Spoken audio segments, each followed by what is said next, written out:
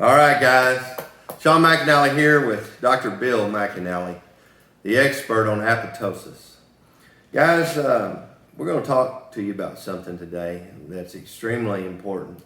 We're going to talk about foods and how they help the body, but we're also going to talk about what has changed in foods that has made them not as good for us and doesn't support our body like it needs to in order to help us not to get sick, if you will. Help us not to have aches and pains and things like that.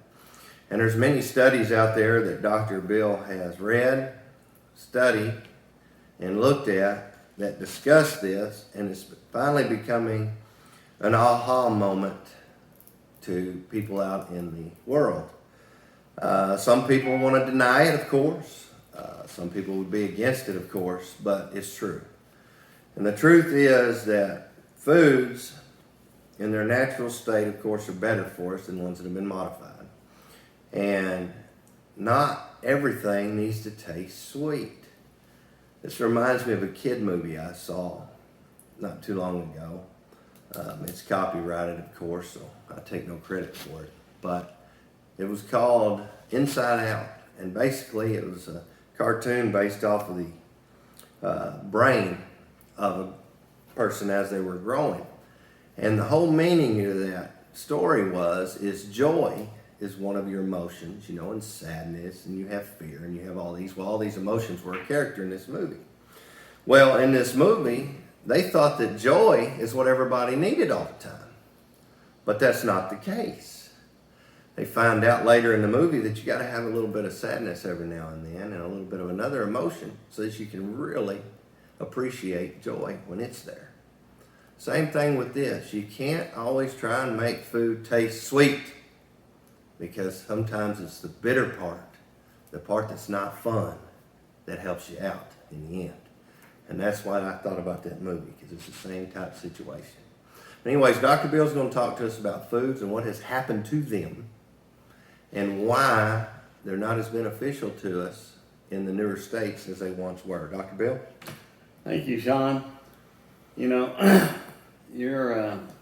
That reminds me of the Bible, where, their holy meals, the Jews were told to eat bitter herbs. And I always wondered why, but I know why. You know why now. Yeah. And what I've done is put together 9 article abstracts here that explains what happened to our food and why that was bad.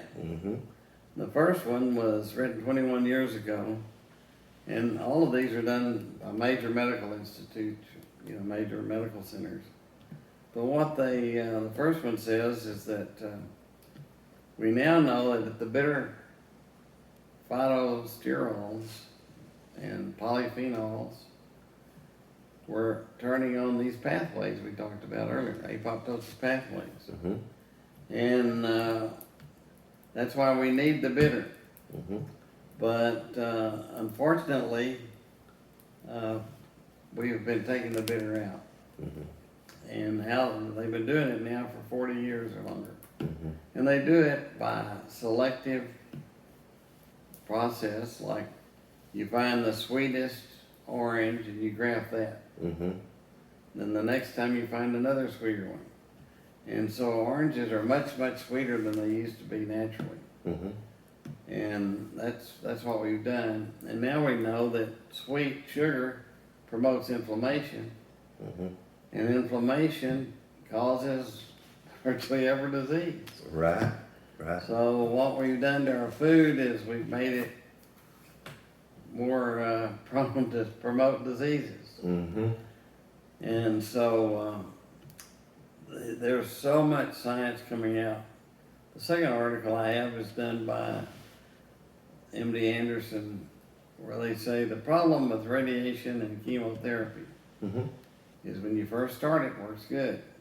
With time it quits. You become resistant to it. And now they're learning that's because the other pathways try to balance what the chemo's doing. And they're able to override chemo and radiation. But they're learning that these bitter components In the foods. in the food, reset the pathways like they were when you first started, and your chemo and radiation works, Mm-hmm. and it starts to work again. Wow. So they're recommending that you take these bitter components or foods. Mm-hmm. They're still hung up like I was as a pharmacologist on individual ingredients. What's the active ingredient? Right. Not the fact that several of them are active. Right. And what really turned me around is when I was studying about malaria, Mm-hmm. and I came across some articles where retired physicians, brilliant physicians, they were able to retire early because they'd done a lot, made a lot of money and everything. Mm-hmm. They went to foreign countries to give back a little. Sure. And while they were there, they saw children being cured of malaria from plants. Mm-hmm. They've identified about 1,000 plants, all the different physicians, that cured malaria, whereas the drugs that we have for adults kill the kids. Mm. So they can't take them. And what they learned is that they would talk about that plant, and drug companies immediately started looking at it. They couldn't find but just a little activity in Mm-hmm. one ingredient. So they said it must be the doctor's imagination. Could have been the fact it's the whole plant. No, No, of course not. But they're just recently they figured out that several of those components work together.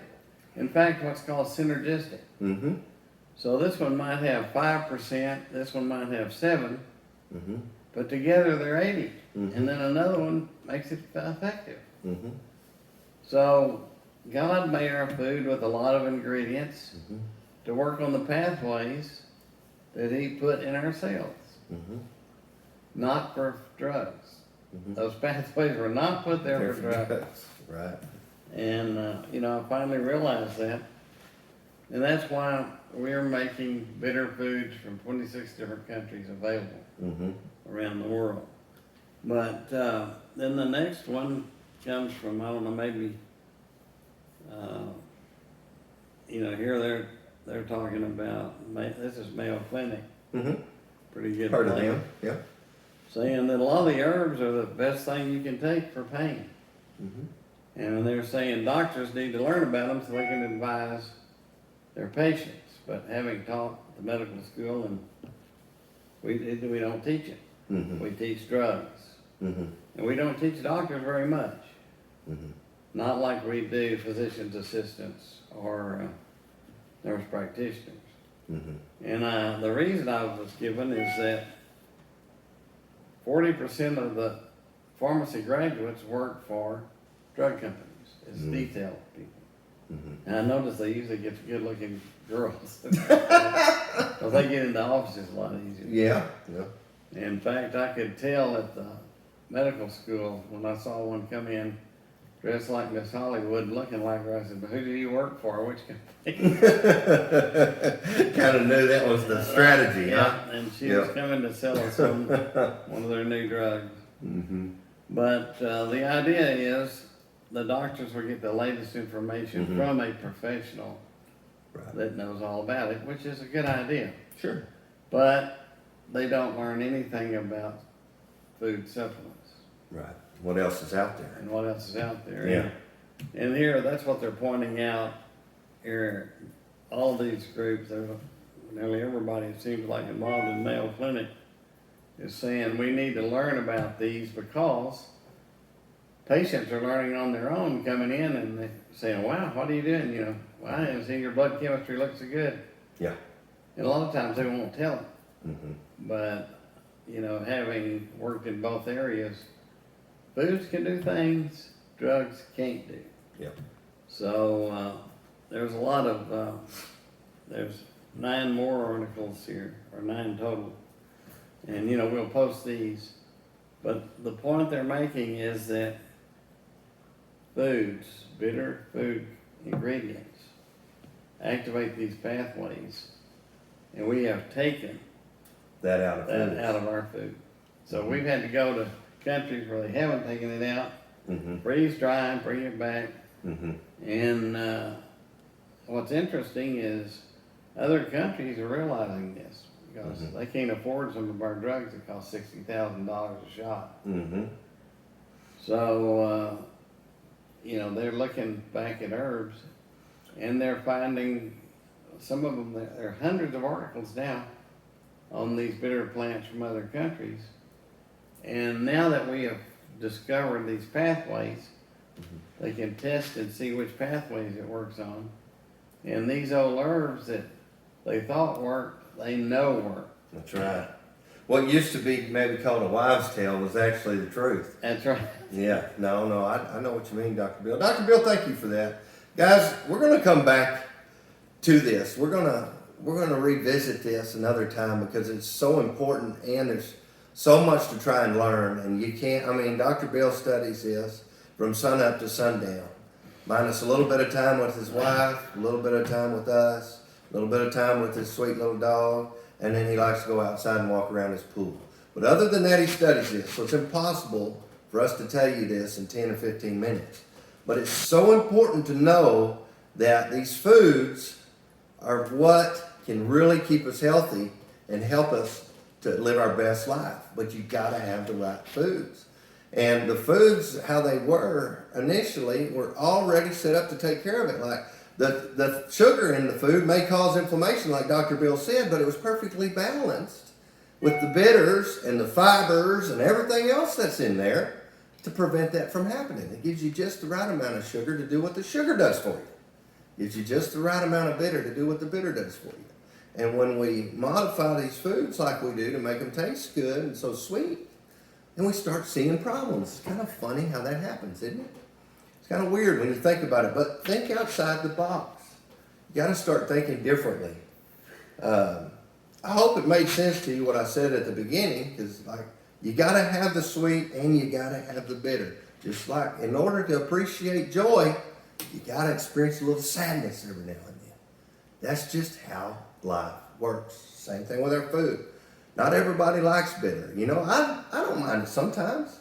You know, bittersweet, maybe a little combination, or maybe something sour. I know them sour candies are kind of fun. See who can eat one without making a face.